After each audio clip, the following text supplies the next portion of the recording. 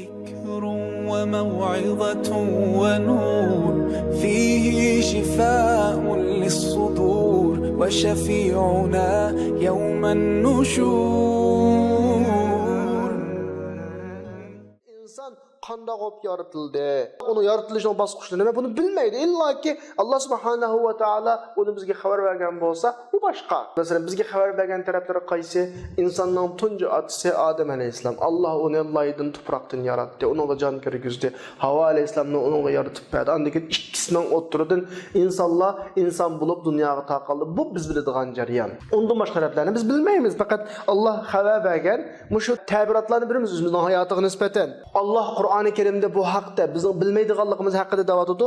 Ma ashhadtuhum xalqas samawati wal ard va la xalqa anfusihim. Biz insonlarni, ularni yani osmon zaminning yaratilish ve ayak ularning yaratılışlarida ularni guvohimidik, hozir qimidik bilmaydi ular. Va ma kuntum muttakhidal mudillina aduda. Biz o yo'ldan azg'anlarni o'zimizga yordam chiqmagan to'q biz deydi. Demak, insonlarning hech aloqasi yo'q yaratilish masalasi bilan. Bilmaydi uni inson. O'zining hatto o'zining ahvolini bilmaydi inson. Illaki Alloh bildigandan boshqa.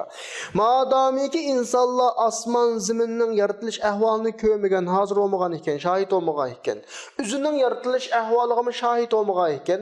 Tabiiyki bu meseleni biz Allah subhanahu ve Taala'dan, osmon zamindan, o'zimizning yaratilishi haqida xabar bergan taraflardan erishimiz kerak. Mana bu haqiqat. Dinga ishonmaydiganlar hozirga qadar insonning yaratilish ahvoli to'g'ri ta'bir bergani yo'q. Biraleydigan ta'biri insonning idrokati ichidagi ayolning o'tiridagi nasl qoldirish, balaninki ananing bola yotqusida yetilish, to'rilish, andan dunyoga chiqish, dunyoda davom qilish, mushayanni biladi.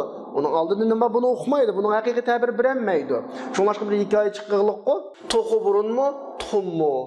Bu nima desa, biz ko'z oldimizdagi tuxuninki, tuxumni tuqqunni bilamiz. Tuxumning ichidan tuxuning chiqqanini bilamiz, ammo zanjirsimon holatda ulab davomlashtirib avliga qaytarsak, qaysining burun ekanligini bilmaymiz. Hozir qadar javob yo'q. Masala nima desa, javob bor. Allah meyli tuxumni burun yaratsın, tuxumni burun yaratsın, yaratqan. Yo'q yerdan yaratilgan. Undan keyin shu qonuniyat bo'yicha davomlashgan. İnsanmi ayol o'tirdan tug'iladi. Bu bir qonuniyat, shu bo'yicha davom qiliqliq insonlarning hayoti, ammo dadasini, bovasining 100 yil ilgirki uning nasli, 1000 yil ilgirki surishtirib olsak, eng dastlabda bir inson dadısız, anısız yaratılgan buludu. Bu noktanı düşünüş gerek. Aklınız oyun alaydı. Ama bu tarafını insanlar bilemeydi onu. Fakat Allah'ın Resulü bizge dep bergen, haber bergen, Kur'an'da bizge bayan kılgan şekilde bilelim.